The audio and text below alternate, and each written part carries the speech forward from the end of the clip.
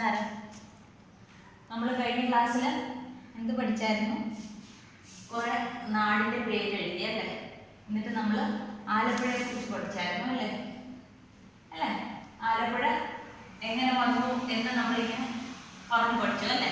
ഇനി നമ്മൾ അടുത്തത് നമ്മൾ ഇത് എഴുതിയായിരുന്നു, ഇഷ്ടമുള്ള പലഹാരം അല്ലേ? ഇതിനകത്ത് ഈ നാട് എഴുതിയിരിക്കുന്നതിനകത്ത് ഇഷ്ടമുള്ള പലഹാരം, ആദ്യത്തെ രണ്ടക്ഷരം ഇഷ്ടമുള്ള പലഹാരം അല്ലെ? ആദ്യം എത്ര അക്ഷരമുണ്ട്? 4 അക്ഷരമുണ്ട്. 4 അക്ഷരത്തിനകത്തില് ആദ്യത്തെ രണ്ടക്ഷരം നമുക്ക് ഇഷ്ടമുള്ള പലഹാരമുണ്ട്. എല്ലാവർക്കും ഇഷ്ടമുള്ള പലഹാരം അല്ലേ? ഇനി വെള്ളമില്ലാത്ത സ്ഥലത്തിന് പേര്. വെള്ളമില്ലാത്ത സ്ഥലത്തിന് പേര് എന്താ പറയണേ? അറിയാവോ? ഇഷ്ടമുള്ള പലഹാരം ഇതിനകത്ത് നോക്കിക്കേ, 4 അക്ഷരമുള്ള വാക്കുകൾ. ഇത് 4ആണ്, ഇത് 4ആണ്, ഇത് 4ആണ്. ഓ, ഇത് മാത്രമേ ഉള്ളൂ 3 അല്ലേ? ബാക്കിയെല്ലാം 4 അക്ഷരമാണ്. ഇനി ഇഷ്ടമുള്ള പലഹാരം, ആദ്യത്തെ അക്ഷരം ഇഷ്ടമുള്ള പലഹാരം കായം. ആർക്കെങ്കിലും കായം ഇഷ്ടമാണോ? കായം പലഹാരമാണോ? അല്ല അല്ലേ? പിന്നെ പാലക്കാട് പാല ഒരു പലഹാരമാണോ? അല്ല, പാല ഒരു ചെടിയാ അല്ലേ? നാട്ടിലുള്ള ഒരു ചെടിയുടെ പേരാ, വലിയൊരു മരത്തിന്റെ പേരാ പാലൻ അല്ലേ? ഇനി കോഴി പലഹാരമോ? അല്ലല്ലോ. പിന്നെ ആദ്യത്തെ 2 അക്ഷരം വട. അത് ശരിയാ അല്ലേ? വട ഒരു പലഹാരം അല്ലേ? വട നമുക്കൊക്കെ ഇഷ്ടം അല്ലേ? വട തെക്കോട്ടുള്ള സൗത്ത് ഇന്ത്യൻസിനൊക്കെ നമുക്ക് എല്ലാവർക്കും വട ഇഷ്ടമുള്ള കാര്യം. അപ്പൊ നമുക്ക് നോക്കാം വടയാണോ. 4 അക്ഷരം ഉണ്ടോ? ഉണ്ട്, 4 അക്ഷരം ഉണ്ട് അല്ലേ? ആദ്യത്തെ 2 അക്ഷരം എന്താണ്? ഇഷ്ടമുള്ള പലഹാരം. അപ്പൊ എന്തായി? വടയായി അല്ലേ? ഇനിയോ വെള്ളമില്ലാത്ത സ്ഥലത്തിന് പറയുന്ന പേര്. വെള്ളമില്ലാത്ത സ്ഥലത്തിന് പറയുന്ന പേര് എന്താ? വെള്ളമില്ലാത്ത സ്ഥലത്തിന് പറയുന്ന പേര് കര അല്ലേ? വെള്ളമില്ലാത്ത സ്ഥലത്തിന് പറയുന്ന പേര് എന്താ? കര. അപ്പൊ നമുക്ക് ആൻസർ കിട്ടി അല്ലേ? ചോദ്യത്തിനുള്ള ഉത്തരം കിട്ടിയില്ലേ? ഏതാ ഉത്തരം? വടകര. ഉത്തരം ഏതാണ്? വടകര. എഴുതിക്കേ എല്ലാരും.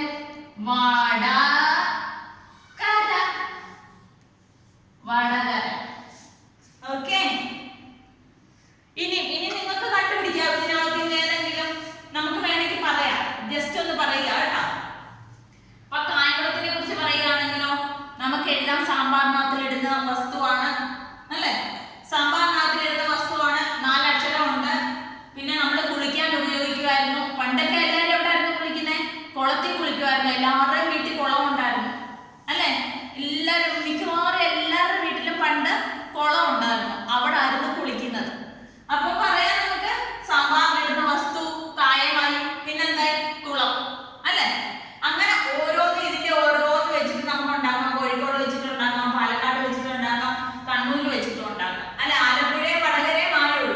ഇനി നിങ്ങൾ തന്നെ ഉണ്ടാക്കിയത് കേട്ടോ. ശരി, അപ്പൊ ഇനി അടുത്തതിലോട്ട് നമുക്ക് കിടക്കാം. ഇതെല്ലാവരും എഴുതിയെടുത്തല്ലോ, തുടക്കുക കേട്ടോ.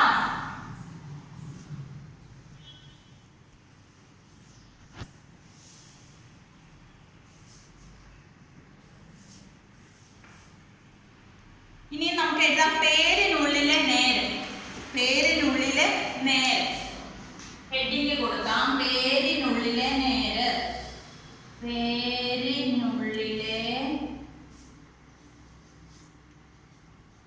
പേരിനുള്ളിലെ നേര്.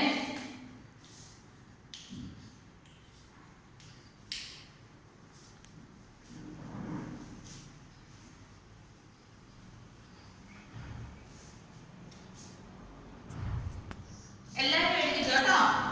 നേരാണേ, നേരാണേ, നേരാണേ, ഇത് നേരാണേ, ഇതു നേരാണേ,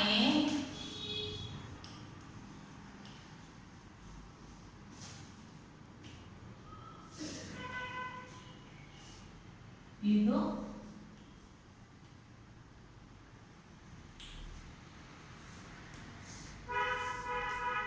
പേരിനുള്ളിലെ നേരാണേ.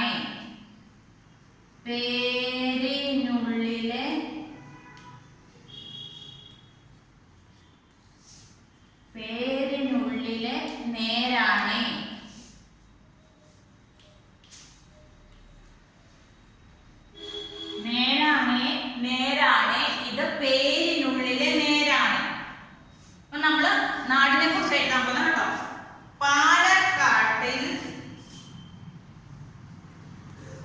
പാലക്കാട്ടിൽ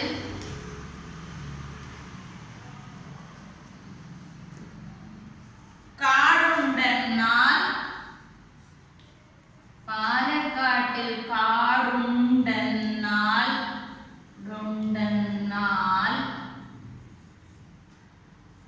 പാലക്കാട്ടിൽ കാടുണ്ടെന്നാൽ പാലക്കാട് ഒരു കാടല്ല.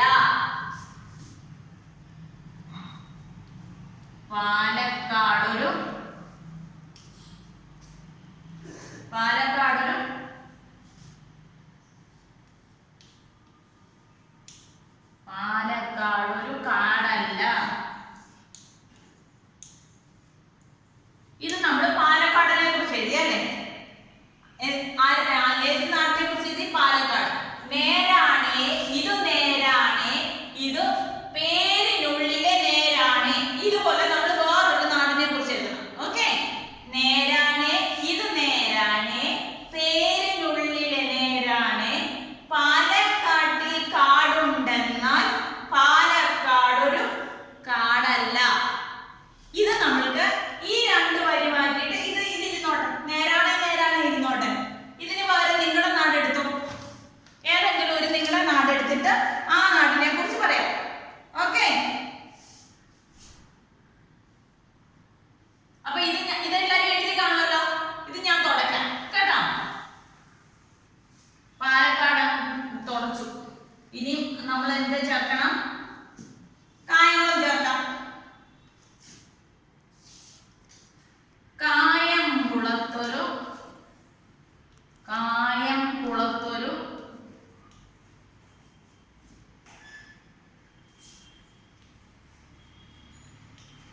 എന്തുകൊണ്ടാണ് കായംകുളം ചേർക്കുന്നത്? എന്റെ നാടായിട്ടാ കേട്ടോ. അവരോട് നാട് അവർക്ക് വലുതല്ലേ. നിങ്ങൾ നിങ്ങളുടെ നാട് എഴുതണം കേട്ടോ. എന്നിട്ട് എനിക്ക് അയച്ചു തരണം. ഓക്കെ, കായംകുളത്തൊരു കുളമുണ്ടെന്നാൽ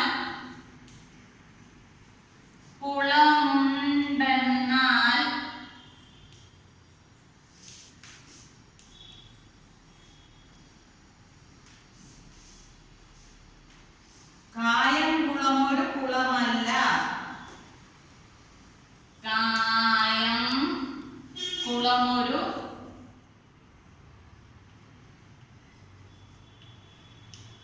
കായംകുളമൊരു കുളമല്ല.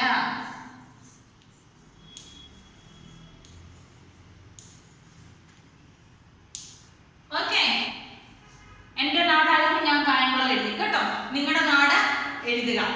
കായംകുളത്തൊരു കുളമുണ്ടെന്നാൽ കായംകുളം ഒരു കുളമല്ല. പണ്ടൊക്കെ ഉള്ള ആൾക്കാർ ഇട്ട പേരുകളല്ലേ അല്ലേ? അപ്പൊ എന്തെങ്കിലുമൊക്കെ അവർ സാമ്യം അവിടെ എന്തെങ്കിലുമൊക്കെ കണ്ടിട്ടായിരിക്കും. എന്ന് വിചാരിച്ച് കായംകുളം കുളമാണോ? അല്ല, കായംകുളം കുളമൊന്നും അല്ല, കര തന്നെയാ കേട്ടോ. അപ്പൊ കായംകുളത്തിനെ കുറിച്ച് എഴുതി. ഇനി നമുക്ക് മാവേലിക്കരയെ കുറിച്ച് എഴുതാം. ഇത് എഴുതിയല്ലേ എല്ലാവരും? അപ്പൊ ഇത് ചേർത്ത് വേണം പിന്നെ നമുക്ക് പാടാൻ കേട്ടോ. നേരാണേ, ഇത് നേരാണേ, ഇത് പേരിനുള്ളിലെ നേരാണേ, കായംകുളത്തൊരു കുളമുണ്ടെന്നാൽ കായംകുളം ഒരു കുളമല്ല. ഓക്കെ, ഇനി ഈ രണ്ടുപേരും നമ്മൾ മാറ്റുക.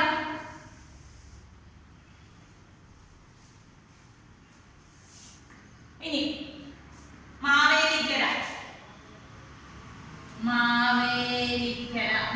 കേട്ടിട്ടുണ്ടോ സ്ഥലം? ആലപ്പുഴയിലുള്ള ഒരു സ്ഥലം കേട്ടോ. ആലപ്പുഴ ഡിസ്ട്രിക്റ്റിലുള്ള ഒരു സ്ഥലം കേട്ടോ. മാവേലിക്കര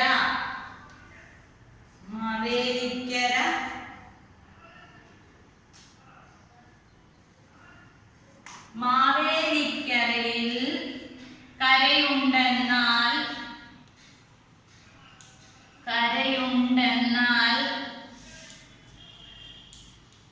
എന്താ? മാവേലിക്കരയിൽ കരയുണ്ടെന്നാൽ മാവേലിക്കര ഒരു കരയല്ല. മാവേലിക്കര ഒരു കരയല്ല. മാവേലിക്കര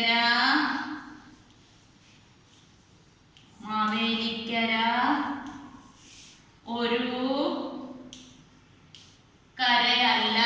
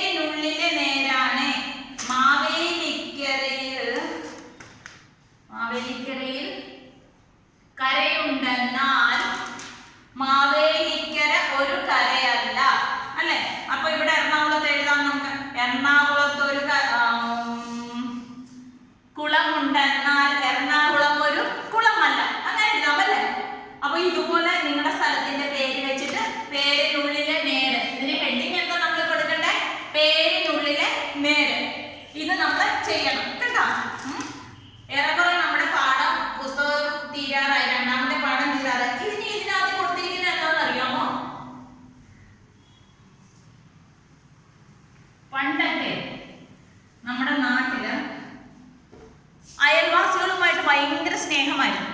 പണ്ടൊക്കെ നമ്മളുടെ അയലത്തുള്ള വീട്ടിൽ ആഹാരം വെക്കുന്നത് നമുക്ക് കൊണ്ടുതരും, നമ്മുടെ വീട്ടിൽ ആഹാരം വെക്കുന്നത് അവർക്ക് കൊടുക്കും, നമ്മുടെ വീട്ടിൽ മാങ്ങ ഒത്തിരി ഉണ്ടെങ്കിൽ അവർക്ക് മാങ്ങ ഇല്ലെങ്കിൽ നമ്മൾ കൊടുക്കും, അല്ലെങ്കിൽ അവരുടെ വീട്ടിൽ മൂവാണ്ടൻ മാങ്ങ ആണെങ്കിൽ നമുക്ക് തരും, നമ്മുടെ വീട്ടിലെ കിളിച്ചുട്ട മാങ്ങ ആണെങ്കിൽ അവർക്ക് കൊടുക്കും. അങ്ങനെ ഷെയർ ചെയ്യുമായിരുന്നു, എല്ലാ കാര്യവും ഷെയർ ചെയ്യുമായിരുന്നു. നമ്മുടെ വീട്ടിൽ ആരെങ്കിലും വിരുന്ന് വന്നാൽ അവർ ഓടി വന്നിട്ട് അവരെ കാണാൻ വരും. പിന്നെ നമ്മുടെ അച്ഛനും അമ്മയൊക്കെ വെളിയിലാണെങ്കിൽ അവർ വീട്ടിൽ ലീവിന് വരുവാണെങ്കിൽ അവരെ കാണാൻ അവരൊക്കെ വരും. പിന്നെ അവർ പ്രത്യേകം ഇവർക്കൊക്കെ സ്പെഷ്യൽ ചോക്ലേറ്റ് കൊണ്ടുവരും. ഇതൊക്കെ ഭയങ്കര ഒരു സ്നേഹമായിരുന്നു. അന്ന് ഭയങ്കര സന്തോഷമായിട്ടാണ് ജീവിച്ചിരുന്നത്. അന്ന് നമ്മുടെ എന്താ പറഞ്ഞ വീടിന് ചുറ്റും വേലിയൊന്നും ഇല്ലായിരുന്നു. ഞങ്ങളുടെ ഒന്നും നാട്ടിൽ വേലിയൊന്നും ഇല്ലായിരുന്നു. വേലിയില്ല, മതിലില്ല, അതിരില്ല, ഒന്നുമില്ല. അതിലൊന്നും ഇല്ലാതെ ഇങ്ങനെ എന്താ പറഞ്ഞ പ്ലെയിൻ ആയിട്ട് ഇങ്ങനെ കിടക്കുമായിരുന്നു. അപ്പൊ നമ്മുടെ പുറയിൽ താമസിക്കുന്നവർക്കൊക്കെ പോകണമെങ്കിൽ നമ്മുടെ വസ്തുവിനകത്ത് കൂടെ കയറി അവർ പോകും. നമുക്കും അവരുടെ വസ്തുവില്ല, അതിൻ്റെ അപ്പുറത്ത് പോകണമെങ്കിലും അവരുടെ വസ്തുവിനകത്ത് കൂടെ കയറി പോകാം. അവിടെ വേലിയൊന്നുമില്ല. പണ്ടുള്ളത് അങ്ങനായിരുന്നു. അങ്ങനത്തെ ഒരു ജീവിതം ഞാൻ കണ്ടിട്ടുണ്ട്. ഒരു വേലിയുമില്ല, അതിലും ഒന്നുമില്ലാത്ത ഒരു ജീവിതമായിരുന്നു. ചക്കയൊക്കെ ഉണ്ടെങ്കിൽ ഇഷ്ടം പോലെ ചക്കയൊക്കെ ഉണ്ടാവും. അപ്പൊ ചക്കയൊക്കെ ഉണ്ടെങ്കിൽ അവരുടെ വീട്ടിൽ, നമ്മുടെ വീട്ടിൽ ഇടാൻ ആളില്ലെങ്കിൽ അവരുടെ വീട്ടിൽ നിന്ന് ആള് വന്നിട്ട് ഇട്ട് നമ്മൾ മുറിച്ച് നമ്മുടെ വീട്ടിലൊരു ഭാഗം അയലത്തെ വീട്ടിൽ എത്ര വീടുണ്ടോ അവർക്കൊക്കെ കൊടുക്കും, എല്ലാവർക്കും കൊടുക്കും. അപ്പൊ ഒരാളുടെ വീട്ടിൽ ഒരു സാധനം ഉണ്ടെങ്കിൽ അത് നമ്മുടെ വീട്ടിലുണ്ടെങ്കിൽ അവർക്കും കൂടെ, അവരുടെ വീട്ടിലുണ്ടെങ്കിൽ നമ്മൾക്കും കൂടെ. അങ്ങനൊരു പണ്ട് അങ്ങനൊരു കാലം ഉണ്ടായിരുന്നു. ഇപ്പം എനിക്ക് തോന്നില്ല ഇപ്പം നാട്ടിൽ എങ്ങനെയാണെന്ന് അറിയില്ല. പക്ഷെ അങ്ങനൊരു കാലം ഞാൻ കണ്ടിട്ടുണ്ട്. എൻ്റെയൊക്കെ ഞാൻ കുഞ്ഞായിട്ടിരിക്കുമ്പോൾ അങ്ങനെയൊക്കെ ഒരു കാലം കണ്ടിട്ടുണ്ട്. നമ്മുടെ വീട്ടിൽ പശു ഉണ്ടെങ്കിൽ പശുവൊക്കെ പ്രസവിക്കുന്ന സമയത്ത് ആദ്യത്തെ പാലൊക്കെ നമ്മളിങ്ങനെ ഉറയൊഴിച്ച് വെച്ചിട്ട് എല്ലാവർക്കും ഒരു പാത്രത്തിൽ പാലൊന്നും കാച്ചുമൊന്നുമില്ല. ആ സമയത്തൊന്നും ആദ്യത്തെ 2 ദിവസത്തെ പാല് കാച്ചില്ല. അതിനൊരു പ്രത്യേക പേര് പറയുമായിരുന്നു, എന്തോ തൈര്, പാലാമത്തെ തൈര് അങ്ങനെ കണ്ട് പറയുമായിരുന്നു, എന്തോ തൈര്, അങ്ങനെ ഒരു പേര് അത്ര നമുക്ക് ഓർമ്മ വരുന്നില്ല.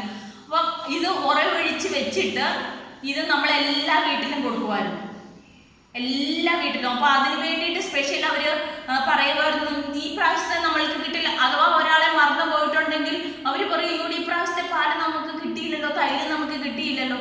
അപ്പൊ എല്ലാവർക്കും അങ്ങോട്ടും ഇങ്ങോട്ടും സ്നേഹവും ആഗ്രഹവുമാണ്. അവരുടെ വീട്ടിലാണെന്നുണ്ടെങ്കിൽ നമുക്ക് കിട്ടും, നമ്മുടെ വീട്ടിലുണ്ടെങ്കിൽ അവർക്ക് കിട്ടും. നമ്മൾ സ്പെഷ്യൽ എന്തെങ്കിലും കൂട്ടാൻ വെക്കുവാണെങ്കിൽ അന്നൊന്നും എനിക്ക് തോന്നില്ല എന്നും ഇറച്ചി ഉണ്ടെന്നൊന്നും എനിക്ക് തോന്നില്ല. നമ്മുടെ വീട്ടിൽ അന്ന് ഇങ്ങനത്തെ കോഴിയില്ലല്ലോ, നമ്മുടെ വീട്ടിൽ വളർത്തുന്ന കോഴികളേ ഉള്ളൂ. അപ്പം കുറേ നാളൊക്കെ കുറേ കാലം കഴിയുമ്പോൾ കോഴിയൊക്കെ വളർന്നു വരുമ്പോൾ അങ്ങനെ കോഴിയൊക്കെ അടിക്കുന്ന സമയത്തൊക്കെ നമ്മളെല്ലാവർക്കും കുറേശ്ശെ എല്ലാവർക്കും കുറച്ച് കൊടുക്കും. അങ്ങനെ ഒരു ഷെയർ ചെയ്ത ഒരു കാലം ഉണ്ടായിരുന്നു. നമ്മുടെ വീട്ടിൽ പയറുണ്ടെങ്കിൽ അവർക്ക് പയറും കുറച്ച് നമ്മുടെ വീട്ടിൽ എടുത്തിട്ട് കേട്ടോ, എടുത്തിട്ടല്ല, നമ്മുടെ വീട്ടിൽ എടുക്കാതെല്ലാം അവർക്ക് കൊടുക്കാന്നുള്ളതല്ല, നമ്മുടെ വീട്ടിൽ ഉപയോഗിച്ചിട്ട് അവർക്കൂടെ ഷെയർ ചെയ്യായിരുന്നു. അങ്ങനെ ഒരു കാലം നമുക്കുണ്ടായിരുന്നു. ആ കാലമൊക്കെ ഇനി തിരിച്ചു കിട്ടുമെന്ന് തോന്നുന്നില്ല. ഇവിടൊക്കെ എങ്ങനെയാണ്, ഇവിടെ നമ്മൾ സിറ്റിയിലല്ലേ താമസിക്കുന്നത്, അയലത്തുള്ള വീട്ടിൽ ആരാ വരുന്നതെന്ന് നമുക്കറിയില്ല. ചിലർ എൻ്റെയൊക്കെ അവിടെ ആരാ താമസിക്കുന്നതെന്ന് അറിയാം, ചിലർക്കൊന്നും താമസിക്കുന്ന സ്ഥലം പോലും അറിയത്തില്ല. മീൻസ് ആരാ അടുത്ത് താമസിക്കുന്നതെന്ന് അറിയത്തില്ല, തൊട്ടപ്പുറത്തെ വീട്ടിൽ ആരാ താമസിക്കുന്നതെന്ന് അറിയില്ല, ആരാ വന്നു പോകുന്നതെന്ന് അറിയില്ല. അങ്ങനെ ആരുമായിട്ടും ഒരു അറ്റാച്ച്മെന്റ് ഇല്ലാത്ത ഒരു ജീവിതമാണ് അല്ലേ നമ്മുടെ ഈ സിറ്റിയിലൊക്കെ. നാട്ടിലൊന്നും അങ്ങനല്ല. ഇപ്പം ഇച്ചിരൊക്കെ വ്യത്യാസം ഉണ്ടായിരിക്കും, അതിലുമൊക്കെ കെട്ടിയൊക്കെ ആയിരിക്കും എല്ലാവരും താമസിക്കുന്നത്. അങ്ങനെ ഒരു ജീവിതം ഞാൻ കണ്ടിട്ടുണ്ട്. ഓക്കെ, അങ്ങനെ ഒരു ജീവിതത്തിലോട്ട് ഇനി എല്ലാവരും സ്നേഹമായിട്ടും സന്തോഷമായിട്ടും താമസിക്കാൻ അങ്ങനെ ഒരു ജീവിതം നമുക്ക് തരട്ടെ എന്ന് പ്രാർത്ഥിക്കാം. ഓക്കെ, അങ്ങനെ 2ാമത്തെ പാഠം നമ്മുടെ കഥ പറയാം, ചിത്രം നോക്കാം, കഥ പറയാമെന്നുള്ള പാഠം ഇതോടെ കഴിഞ്ഞു. ഓക്കെ, നന്ദി, നമസ്കാരം.